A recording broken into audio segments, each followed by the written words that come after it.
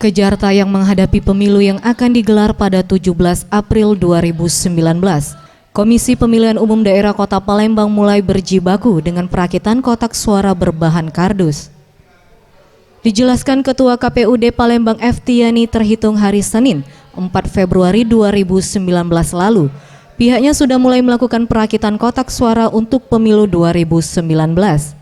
Berdasarkan penghitungan hingga 7 Februari 2019 ini, setidaknya KPUD Palembang telah berhasil merakit sekitar 1.800 kotak suara dari total kebutuhan kotak suara di Palembang, 24.224 kotak suara. Perakitan kotak suara ini sendiri diperkirakan akan selesai dalam rentang waktu 20 hari dengan mematok target 1.000 kotak suara per hari. Perakitan kotak suara ini sendiri dilakukan dengan tenaga internal KPUD Palembang, yakni dengan mengerahkan staf divisi logistik yang sebanyak 20 orang. Target penyelesaian ini kita berharap bisa selesai dalam rentang waktu 20 harian.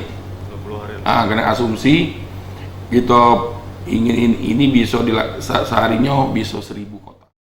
Sementara untuk kendala, KPUD Palembang masih cukup kesulitan untuk menyimpan kotak suara yang sudah dirakit, mengingat gudang yang ada masih dipenuhi kotak suara aluminium yang belum tuntas dilelang. Tim Liputan, Sriwijaya TV.